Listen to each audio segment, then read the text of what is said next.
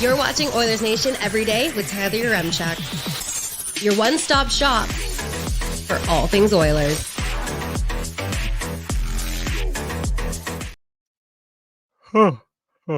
Well, that was boring as hell, but I loved it. Let's get into it with the lead.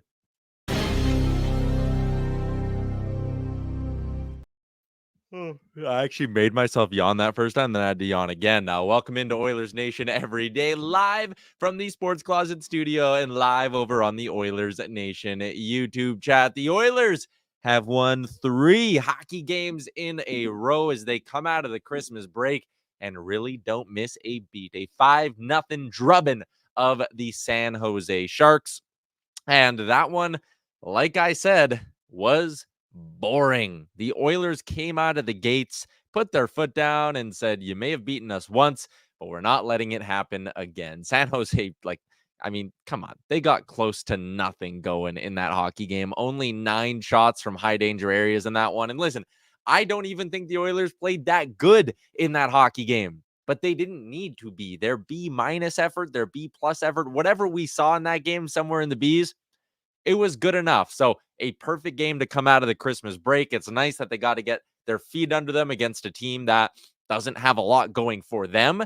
And big game tomorrow against the LA Kings, but now you've kind of knocked the rust off with that victory over the San Jose Sharks. So another good one for the Edmonton Oilers. We will break it down today on the show, and we have a decent amount going on here today. I got some interesting numbers about the Oilers in the second half of seasons. We're going to talk a bit about that game coming up against the LA Kings, full breakdown of the dub over the Sharks, and we're going to, of course, talk a little bit of goaltending as well. My pal Liam is not here today. It is just me, which means I am leaning on you in the Finning Cat YouTube chat. It is brought to you by finning.com. Improve productivity and efficiency with equipment you can rely on. Go to finning.com and check out their extensive inventory on new, used, and rental equipment to find the right solution to meet your unique needs. If you need a part, it's never been easier with Finning Cat's online service. Once again, that website is finning.com. You are alive in the chat. It feels good to be back doing shows on a regular basis as well. Canadian A is in with the first comment. Gone are the days of McLeod, the cardio merchant. He has arrived. Some talk in there about the Oilers goaltending. I'll save those for a little bit. Mark is in as well with a good one. This show's initials are the same way they spell dynasty in Calgary, O-N-E, 1. I liked that one. I thought that was creative. Hadn't heard that before. Calvin Pickard is in. Good day, gentlemen. There was a great picture the Oilers tweeted yesterday of Stuart Skinner. He got both the Painter and the Plunger Award for the Oilers post game, and Calvin Pickard was just kind of like sitting next to him smiling. I thought it was kind of funny. But Stuart Skinner was excellent last night. Braden, don't worry, Tyler. We will be your co-host today. That is what I'm hoping for. Ken Holland's in the chat as well. Ryan McLeod extension, 4 years, $7 million per. That's a good joke, but that's also basically what they did to Zach Kassian. So I don't know how hard I want to laugh at that one because the pain hurts. Anyways, the Oilers get a 5-0 victory. I'll get to my moment of the game in a second, but first, let's just talk about Stuart Skinner here. I mean, a perfect game, a shutout. And we joked yesterday, I made him my key to victory for Sherwood Power Sports and Marine. I said, Stu's got to be good. Or sorry, that was back against the Rangers. I said, Stu's got to be good. Last night, I said I wanted to see McDavid and Draisaitl dominate, but they did get another good performance from the mustache man, as Leon Draisaitl called him. I don't know if you saw this clip on Twitter. Skin Daddy, which I'm not sure how I feel about that. But anyways, back-to-back games with above a .900 save percentage for Stuart Skinner. Against the Rangers and Sharks, he faced 59 shots and stopped 56 of them. His save percentage on the season went up 5 whole points with that shutout yesterday. He is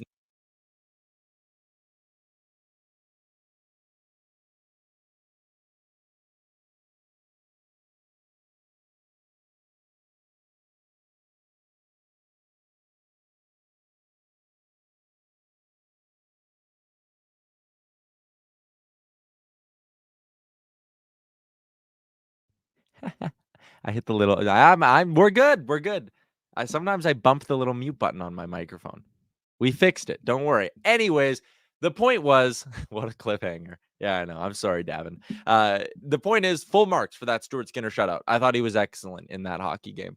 The team in front of him played good. They made life easy on him for the most part. A lot of those saves, because the Oilers were up by so many, were sweat free. So Stuart Skinner feels like he's finding himself a little bit here. The Oilers have won 3 of his last 5 starts. He's been he's been 3 goals against or less in 4 of those 5 as well. Like, if you remove that Tampa Bay game, where that one was on him, I'm not trying to say it wasn't by any stretch, but you go back through, we'll do his last 10 games before.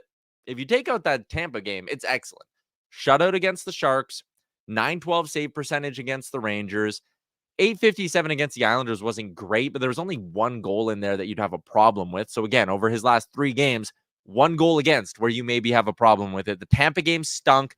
Chicago, he was good. Mini, he was good enough to get the win. Carolina and Winnipeg, 1 goal against in each of those. Against Vegas, good enough to get the win. Didn't think any of those goals were necessarily a problem. Like, the one tying goal in that Vegas game was the cross crease hip high bat out of the air by, I think it was Keegan Colasar. Like, they beat him with some good goals in that one, a couple lucky ones as well. And then before that, 2 goals against Anaheim. Like, since the end of November, late in November, 25 save shutout against Washington the game before that.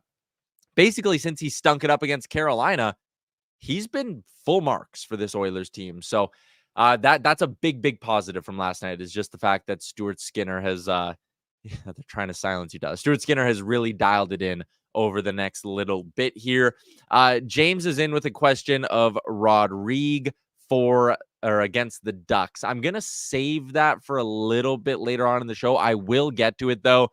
The reason it's our Sherwood 4 Giant question. We got other things we got to get to first. You all have some takes on the game last night. Naeem is in and says, problem with Skinner is consistency, positive signs, but I'd rather not lull management into a false sense of complacency. This roster still has several flaws. And several's maybe a bit much, but I agree. There's more than one thing the Oilers got to solve. We'll talk more goaltending later. I keep getting sidetracked with the goaltending stuff. Isaac is in. Clouder, Dry, Fogle line looked pretty good last night, and they did. They contributed a couple of goals in that one. Draisaitl found the back of the net as well. When that trio specifically was on the ice for the Edmonton Oilers, yeah, they outscored the Sharks 1-0. The shots on goal were 7-6. Like, I thought they were good. They were moving in a positive direction a lot of the times. But it does tie in to my Alberta Blue Cross moment of the game, brought to you by Alberta Blue Cross and their fantastic travel insurance. You can find out more about how they can protect you and your memories at ab.bluecross.ca/travel. Bring Cassian home. McLeod has been so much better. Guy is shooting from the inside finally. And I saw Mulick had one up here early on where he basically just mentioned, I'm not going to find it because it was, I got it. McLeod 4 for 4 shots. Ryan McLeod has scored on 4 consecutive shots on goal. And yes, that's my moment of the game, was his goal last night. Because look at this. Look, he shot the puck from an area where it's like not a grade A scoring chance. A lot of his goals, he goes to the net and he gets kind of the tapping in front, right? Which again, takes effort, takes a nose for the net, all that stuff. But I don't remember the last time Ryan McLeod took a shot from like outside the home plate area, outside the 3 feet ring around the crease. Like, that was nice. That was a sight for sore eyes. And what it should do, if I was anyone on that coaching staff, I'd be pulling Ryan McLeod aside, showing him the fact that he scored on 4 straight shots and go, dude, good things happen when you throw pucks on net. Like, it really is as simple as that. Looking at the numbers on the year, Ryan McLeod is 10th on the Oilers in shots on goal, even though he's played in all 32 games. You have a guy like Sam Gagner who only has 3 less shots than Ryan McLeod. He's played 14 less games, and he only has 3 less shots. Connor Brown, who's been more or less invisible for all 25 of his games as an Oiler, he only has 4 less shots than Ryan McLeod. He's played 7 less games than him. Cody Ceci, a defensive defenseman, only has 5 less shots than Ryan McLeod. All of this. Ryan McLeod doesn't shoot the puck a lot, and yet he's now up to 6 goals on the year, 7th on the team, and his shooting percentage is 4th on the Oilers. The only Oilers who have a better shooting percentage, or higher shooting percentage, I shouldn't say better, a higher shooting percentage than Ryan McLeod. Zach Hyman at 17%. Should maybe talk about that in a bit. James Hamblin, 16.7. Leon Draisaitl, elite goal scorer, 16.3. And then Ryan McLeod at 14.3%. Shoot the puck more, man. Like, it really is. It should be as simple as that. If this guy shot the puck more, he would score more. And now he's up to 6 goals because he's got 4 goals in his last 3 games. So he's up to 6 goals in 32 games this year. That works out to a pace of 15.3 goals over the course of 82 games. If Ryan McLeod got 15 goals this season, you're probably pretty happy with his production, right? Right? So the pace so far hasn't been bad. The consistency has been an issue. But what this should show you again is if Ryan McLeod, there's 50 games left in the season. You shot 42 pucks in the first 32 games. If you can shoot 100 pucks in the final 50 games of the season, you're a 20-goal guy this year. Like a 20-goal season can still be salvaged from Ryan McLeod. And why that's important? 1, you want goals. Goals are good. 2, and Muehlek, I do agree. Like he says, I think they found Draisaitl a left winger. I really like the look of that duo. I have been saying for a long time, Leon Draisaitl plays better when there's speed on his wings or when there's speed on his line somewhere. And putting Foegele and McLeod with him gives him nothing but speed on his wings. I like it. He skates like McDavid light, 100%, 100%. But if Ryan McLeod can get his confidence going and him and Warren Foegele can be a good duo, having them on the third line could be really, really important. Finding a third line that can consistently bring offense to this team for the Edmonton Oilers is huge. Like that would be massive. So while I think we found a left winger for Draisaitl for now, when Dylan Holloway's back, I'm still so tempted to put Dylan Holloway in that left wing spot on the second line. Maybe Ryan McLeod's a winger forever. Maybe that is the ultimate outcome here.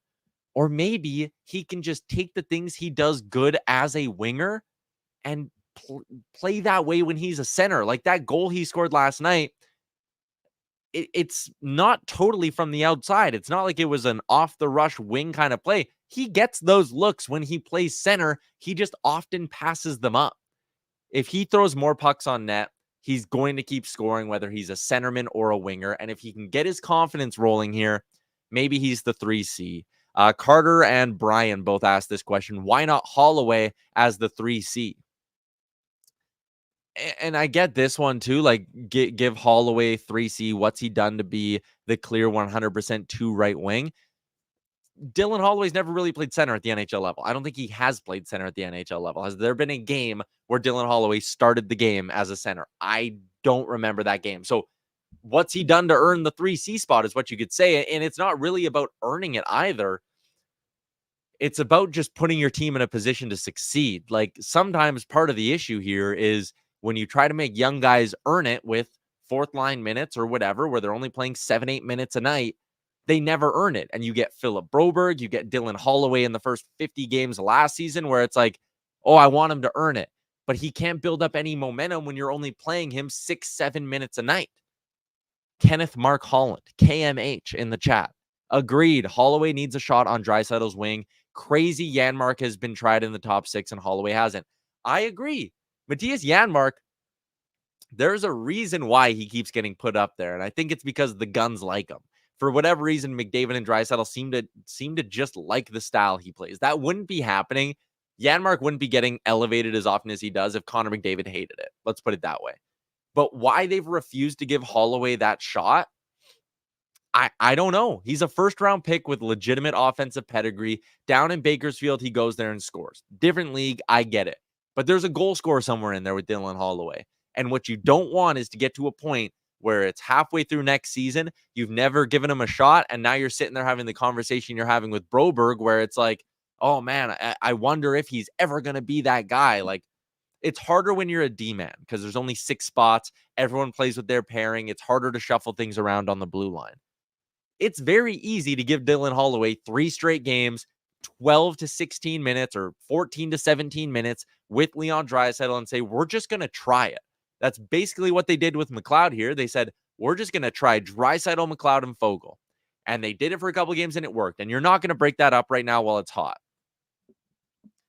But when they cool off and Dylan Holloway's healthy, there's something to be said about taking McLeod and Fogle, moving them down to the third line, seeing if they can keep that momentum going there, elevate Holloway, elevate Kane back up. You still have enough speed there with Dylan Holloway on the right side. Maybe it could work. Maybe. I don't have a co-host, so you'll have to watch me drink my coffee awkwardly today. Sergeant Battle, I don't want to see Clowder play center again. He's not built for it. But like he wins draws at an okay clip. Like he skates good enough to be a centerman. I think the problem with McLeod is just adjusting the way he plays the game. And when you put him on the wing, he does all these little things you want to see from him, right? What's the mental block there? Why doesn't he shoot the puck when he's a centerman? When he comes in off the rush as a centerman, why does he not shoot the puck? And again, we can't even really say he's shooting the puck more now as a winger. He only has 4 shots in his last 3 games. He's just scored on them all, right? He should be able to do these things. Sergeant Battle says too much pressure. I don't know about that. Could it be a hockey IQ thing with Clowder? But then you see him do things well on the wing. So it's like it's in him somehow. But it almost feels like there's some weird mental block. I don't know. I think he has center smarts. Rusty, less defensive responsibility as a winger. And maybe that's it. Maybe it's just like when he's worried about being the high guy or having a float back, however, Bruce Kurlock would probably break it down a lot better than me. Maybe it's just too much going on. And that's where he loses it a little bit.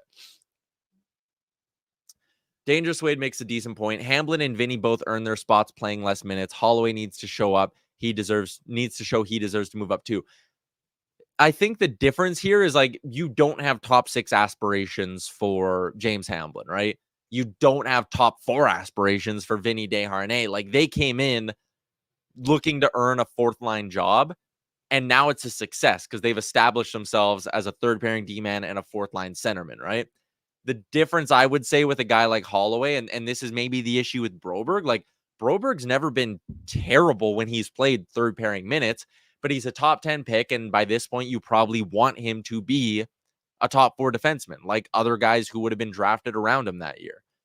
The thing with Holloway is, and I like how Mulek says it, he's a 1st round pick. He can play with skill and he should be. Your goals for Dylan Holloway are not to make him a hardworking 4th line player. Your goal with a guy you took in the top half or right in the middle of the 1st round, it should be for him to be playing as a 2nd line winger and to be a great complementary piece to either 97 or 29. If you're just going to bog him down with Connor Brown and James Hamblin, who are fine NHLers, but not top 6 guys, we've learned that this year with Connor Brown, then I worry you're just never going to give him an opportunity to get comfortable playing a skill game. He'll do the dump and chase thing for you. I have full confidence that Dylan Holloway will do that, and he'll bang bodies and he'll skate hard because we saw him start to do that last year. But I think you got to give Holloway a good, honest look with some skill here. Otherwise, we're going to be at the point next season where we are right now with Philip Broberg, which is, is he ever going to be that guy? Again, hard to give a D-man opportunity. I don't think Philip Broberg is a fit here long-term because I don't think that opportunity comes unless someone gets hurt. The opportunity's there for Dylan Holloway. This summer, you're going to be going back to the free agent market, trying to find a better version of Connor Brown and someone to be your 6th good top 6 piece. You have 5 right now. You need that 6th one. There is a chance Dylan Holloway's that guy. Wyatt Johnston did it in Dallas. He was drafted later than him. Guys are doing it. Give Dylan Holloway that look. And does it make your team better this year? Yeah, totally.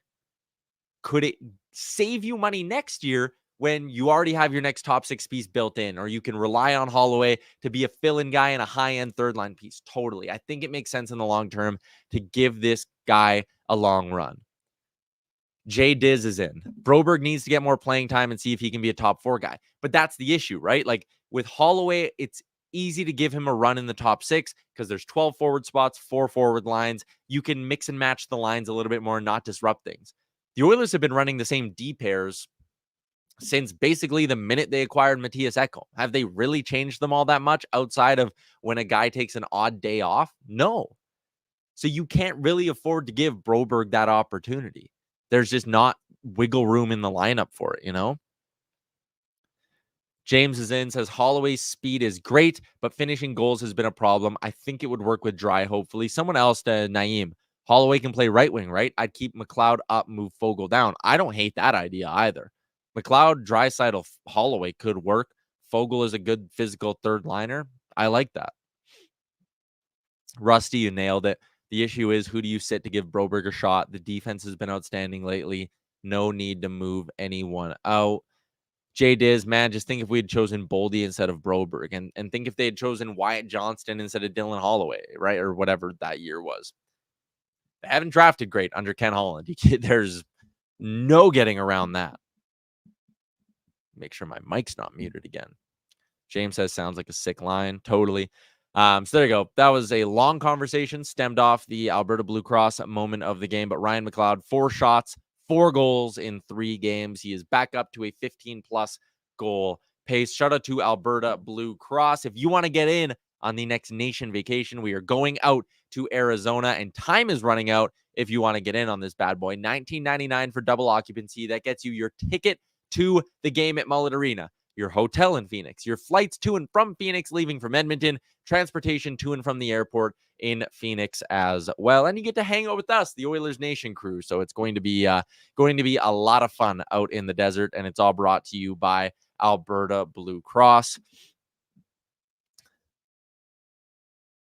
Mulek, yeah, I mean, we had this whole debate on Oilers Nation Radio, Liam and I, where it was like, it was Broberg a bad pick, or was he a good pick and do the Oilers suck at developing, right? Was Holloway not the right pick? I'm not even going to say he's a bad pick. He's still a good pick as of right now. But was Holloway not the right pick? Were there better picks? Or would it not have mattered because the Oilers don't develop their prospects all that well? I'm not reading this one, but it made me laugh. Jack is in. Hey, Edmonton, please beat the Kings. Thank you. Well, first off, 3 wins in a row. Not that it builds you up any sort of wiggle room, because when you go look at the Western Conference wildcard standings, they're still behind the 8 ball here. A 516 points percentage still puts them behind Nashville, St. Louis, and then there's the cut line, Minnesota, Arizona. But the way they're humming right now, it's starting to get pretty easy to believe that they can win their games in hand. And if they win their games in hand, they'll obviously pass Seattle. That's not even close. They're already tied with Calgary, and they have 3 games in hand. If they win their game in hand, they're a point back a mini. If they win the games in hand they have on St. Louis, they're tied with them, and they would hold the tiebreaker if they win them both in regulation. And if they beat their games in hand, they'll pass Nashville as well. Like, they're starting to get hot, I think. LA lost to Vegas. They'll be hungry. Yeah, they probably will to some extent, but I don't know how much that has to do with it. The Oilers got to get up for that game, though. But what I was kind of getting to saying is, I'm not sounding alarm bells if they lose to the LA Kings tomorrow. They've won 3 games in a row. They've beaten 2 really good teams over this stretch. And they have an opportunity over the next month where winning 2 of every 3 games is not a stretch at all. Like, not even close to it. Aaron, I'm going to flash in something I did just because I had it written down on an article I'm working on right now that should probably drop tomorrow. And this is going to be one of the ugliest things we've ever done on the show, because it's literally a screenshot of a Word document. But here's the Oilers schedule from now until the end of January, broken up into 3 game chunks. San Jose, LA, Anaheim. They've already won one of them. You can probably beat the Anaheim Ducks on Sunday. It's not the end of the world if you beat the LA Kings. Philly, Ottawa, Chicago. Good Lord, if you don't win 2 of those games, there's something wrong. Winning 2 of 3 is easily attainable there. Detroit, Montreal, Toronto. 2 of 3 there, very easy. Detroit and Montreal stink. Toronto, very good team, but they are also beatable. I think they're in the elite category. That's why I bolded them along with the LA Kings, but 2 of 3 there, very attainable. Seattle, Calgary, Columbus is 2 of 3 ever attainable there. Chicago, Nashville, easy split because you should beat one of those 2. Like, you break this down, you get 2 elite teams in that span, LA and Toronto. And as far as lottery team goes, it's San Jose, it's Anaheim, it's Columbus, Chicago, and Chicago again. So 5. You could probably get close to putting Montreal in there, but we won't for now. Still, 5 lottery teams, 2 elite teams between now and the end of January. A 666 points percentage should probably be the bare minimum here for the team in that span, right? Mulek says we beat them all. Like, so Aaron, I'm totally going to mess with you again, but I just need the visual. I am a visual learner. 3, 6, 9, 12, 14 games. You've already won one because you beat San Jose last night. 14 games. Is 10-3-1 that ridiculous? Like, let's say you can beat one of LA or Toronto. 10-3-1 is more than attainable in that stretch. 11-2-0 or 11-3-0 is probably realistic in there. Christopher Palmer 10-3, totally. Levi, no reason we can't win 9 or 10 of those games. Absolutely. Like Naeem says, January is looking like a perfect time to go on a 10-game heater, and I am with you 1,000%. And here are the numbers that I pulled up. The Oilers, basically in the Connor McDavid era, when they've been competitive, they are always a better team from January 1st on. Here are the 3 years I looked at. Back in 2016-17, when they made their first run to the playoffs with McDavid, from October until December 31st, they had a .592 points percentage. From Jan 1 till the end of the year, .659. It jumped up a good amount there. Back in 2021-22, they had a points percentage of .592 in their first 31 games. So from October till December 31st, they were .592 again. From Jan 1 till the end of the year, .657 again, right? They saw a big jump up. And then last season, also that year, in 21-22, when they were .592 from October 1 to December 31st and .657 onward, that also includes that span in January, February that got Dave Tippett fired. So they were really good in the later parts of that season. And then you go to last season. They were 20-16-2 from October till December 31st. That's a .553 points percentage. 20th in the NHL. From January on last year, .761, 37-7. The later the year goes on, they get better. In 2021-22, they had a .741 points percentage from March 1st until the end of the season. Last year, from March 1st to the end of the year, best team in the NHL, 18-2-1. This team loves going on late game heaters. It should not be a surprise at all if they get hot in January when their schedule gets easy and then they beat a whole bunch of good teams in February. It shouldn't surprise you at all. Traditionally, this is what the Oilers do. I know we have the joke, Wanye and I on Real Life all the time, that I'm good for one freak out a year. 2 years ago, I was sitting on a couch at Nation HQ, staring at the ceiling, being like, oh my God, this team's going to miss the playoffs. It was like November 26th. It was American Thanksgiving. I'm like, they're screwed. Last year, I did the same thing. They were 20-16-2 at Christmas or whatever, and I was like, this team might just be average. This team might not be good enough. And what happened? They won the division. Is the division still in reach right now? No. It's just that there's 3 teams that are all really good. And I know Vegas and LA are coming back down to earth a little bit right now, but one of Vancouver, Vegas, or LA will probably just keep running the table to some extent and stay ahead of them. But yeah, you're 16 points back. I know you have games in hand. And if you win the games in hand, you're only 10 points back of Vegas, or you're less than that. Yeah, you win your games in hand, that's 5. You pick up 10 points, you're 6 points back of Vegas. Win the head-to-head game, it's only 4. No, we're asking for a lot. We're getting too far ahead of ourselves. Calm down, everybody. I don't think the division's in reach. Christopher Palmer, LA 7-6-1 at home. Here we go. Yeah, I mean, like they can beat them for sure. I'm just not sitting there going like, oh, tomorrow is Naeem, Tyler, you're sounding like Rick. I know. That's why I had to stop myself there. New episode of Oilersnation Radio coming later today, though. Yeah, since Vegas were 10-1 to start the year, they've gone 10-13. Like they're slipping, man. Like they've mellowed out. LA's mellowed out a little bit here. I wouldn't be surprised if like 2 months from now we're talking about a Kings team that's not getting very many saves anymore. But again, that's a good pre-gaming conversation for tomorrow's show. LA's plateaued. The Oilers should be able to get hot in January. I'm not having any sort of division or home ice conversation yet, but talk to me when they hit their bye week at the end of January. We'll talk then. We'll table that conversation for a little bit later. I said I wasn't going to go for the full hour today just because I got to run a new Oilers Nation Radio in a little bit. But a couple other things I wanted to hit on, one of which is the Sherwood Ford Giant question of the show. It is brought to you by their fantastic service and parts department. The snow is not going anywhere, so you got to get your vehicle ready for it. They are selling winter tires, winter rims, mountain balance, and wheel alignments, and they even have the tire quote tool up on their website. Go to sherwoodford.ca. I think we can put that tire tool in the YouTube description for you as well. Here's your question. Do you start Olivier Rodrigue against the Anaheim Ducks? We're not going to be doing a show until then. This is our last ON Everyday of 2023. So happy New Year to everybody watching. I'm going to go ahead and say no, though. I don't think now's the time for Rodrigue. I think, and Christopher Palmer gave me the all caps no. Oh, Naeem says yes. Davin says no. It's too early. Like, he is an awesome story. 10 games in this season to be leading the American League in save percentage. Unbelievable. The Oilers maybe have drafted and developed a second straight NHL caliber goalie. It would be unbelievable. The nickname potentials, O-Rod, just calling him Ollie, as Race Fan says, Hot Rod, it's great. This guy should be a player for the Oilers at some point. Matthew, didn't you just say we don't develop prospects correctly? I mean, we don't.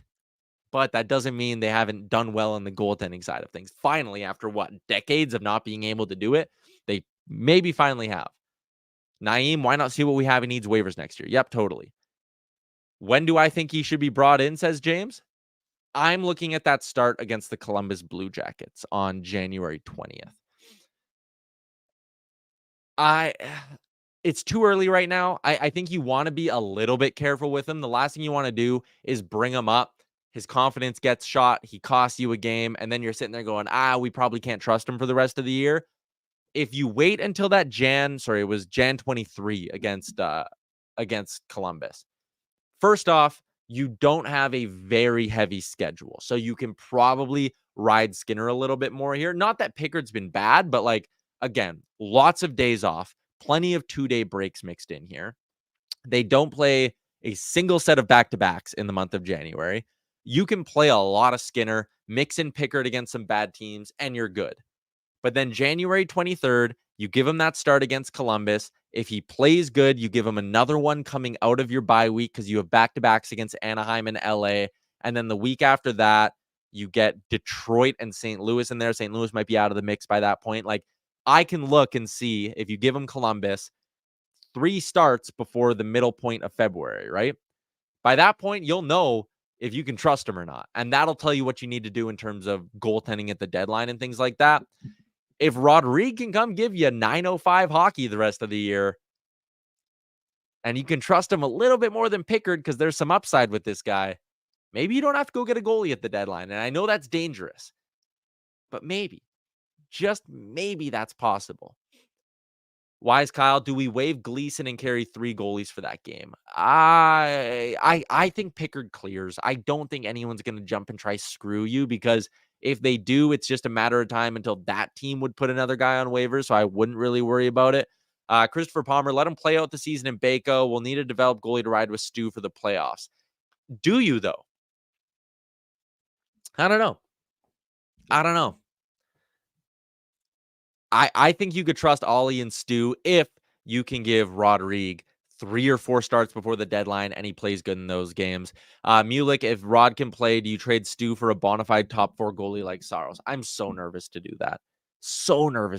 One, Stuart Skinner could be that kind of guy for you. Not Saros, top 5 goalie in the league kind of guy, but an above average starter. We got to remember, he's 25 and this is his 2nd season in the league. Also, the Oilers are right up against it cap-wise. What would you, and I know this is going to sound dumb potentially, but just hear me out on it. If you have Rodrigue and Skinner as your tandem next year, whatever the hell happens with Jack Campbell, don't care. But if you can get Rodrigue for $800K and you have him and Skinner for $3.4 million for the next couple of seasons, that's a massive bargain. So you can have Skinner and Rodrigue at 3.4, or you need to go trade Skinner, trade a ton of assets, and then you have a more expensive goalie duo. Granted, it could be better. If Saros is on the board, maybe it's different, but I don't know. I don't like the idea of trading Skinner. Naeem, I don't trust Stu by himself in the playoffs. We've been burned too many years in a row now. We've been burned once by Skinner, and that's because he played too much heading into the postseason, which looks like it's going to happen again. So maybe that's a fair argument. But the playoffs, there's also a bit of luck, right? You just need a guy to get hot. Bobrovsky stunk until basically the month leading up to the playoffs, and then he gets hot and goes. Dwayne Rollison in 2006. Come on. He was not good until the playoffs started, more or less. And then he got really hot. So, yeah, Rusty Skinner's only had one playoff run. I think you can keep trusting Stuart Skinner. I don't think give him another chance, is kind of what I'm saying. Ah, damn, Sweden did score. Hey, I saw you guys all saying that. Wasn't on the power play either, 5-on-5. Canada down 1-0 to Sweden. I'm going to go watch the third period, or the rest of the second period here right away. So there you go. That's your Sherwood Ford Giant question of the day. Would you call up Rodrigue for Anaheim? I think most of us are on the same page, and we say no. So, yeah, it's 1-0 Sweden, Kurt, if you're still wondering. So there's your Sherwood Ford Giant question of the day. Let's get to the menu for our friends at DoorDash. You can make DoorDash. Well, not your holiday hack, your New Year's hack. What could be some of your resolutions? You could want to cook less. DoorDash could help you. Maybe this is a good one. Try more local restaurants. DoorDash would certainly be able to help you out with that. And we can help you out with the promo code up at the top of your screen. Use the promo code Nation25. Get yourself 25% off and 0 delivery fees on your first order of $15 or more. Download the DoorDash app in the App Store. Salty Dylan is in it. I love this. Makes me laugh every time someone does it. I'm a half hour behind, but I'm going to give my thoughts anyways. I love that. Your comments won't make any sense, won't go with the flow, but you're doing you, and I respect it. Anyways, the menu for DoorDash. Here's what we got going on around the nation this weekend. New episode of ONR coming later on today. That should drop around 2:30, 2:45, 3 o'clock, somewhere in that range. Tomorrow, pre-gaming with Boardsy at 7 o'clock right here on the Oilers Nation YouTube. Oilers Nation After Dark immediately following that. And then a New Year's Eve classic between the Oilers and Ducks. Pre-gaming starts at 5 with myself and Aaron once again. We'll be there for both shows. And then Oilers Nation After Dark, Bagged Milk, and Bordado on the post-game there. So it's all happening right here on the Oilers Nation YouTube. Make sure you follow along. Make sure you hit the subscribe button. The Oilers take on the Kings tomorrow, and then the Ducks after that. It's also just, in general, a hell of a sports weekend. Lions-Cowboys in the NFL tomorrow night. That is going to be a very good game. Liam versus Gavin as far as nation headquarter allegiances go. Sunday has a chance to be a wild one in the NFL. First off, I think there's 14 games on Sunday. That's electric. Bills, Patriots, and then Ravens, Dolphins. Those both happening at the same time could be unbelievable. Like Maynard Nugent-Spivey says, I'm not leaving the house this weekend. Dude, there's no way I am either. There's so many divisions in the NFL still up for grabs. The Oilers play 2 games. It is going to be the only reason I am leaving my house this weekend is to go to the golf simulator that is like literally right down the street from me. Other than that, I'm parking it on the couch, and that is about all I'm doing over the next 48 hours. So giddy up. That's the menu for our friends at DoorDash. Dash that for the win in 2024. I said it was going to be a quick edition of the show, and college football playoffs too from Wise Kyle. That should be good too. Maynard Nugent-Spivey Liquor Store. Use DoorDash. You don't need to leave the house. Get your beers brought right to your front door. That's what I'm talking about. James, great way to end off the new year. 2 Oilers games back to back. Bring Cassian home. I like this one. Looking forward to the arrival of my new ON hat thanks to Liam's. Oh, you got the varsity hat thanks to Liam's flag game. The Boxing Week sale is still on, by the way. I think this is going to be my last chance to plug it. 15% off site-wide at nationgear.ca. Free shipping on orders over $200. So if you're one of those people that lives far away, this is a good opportunity for you to get in on it. We got daily face-off merch up there as well. The varsity collection is new and it is sharp. I like that crew neck we have. The white with the black and it just says ON on the chest. That's really sharp. And you're going to get 15% off. Go shop into the mall. You don't get a crew neck for what would the final price be? 15, 30. What's 15% of 60? You guys should not have trusted. It's like $10 off. $50. You're not getting a crew neck for cheaper than $50 at the mall. Nation Citizen line, the oil Derek tee. It's all happening at nationgear.ca. Giddy up. Boxing Week sale comes to a close in the next couple of days here. I think on the 31st. So you're going to want to get in on that.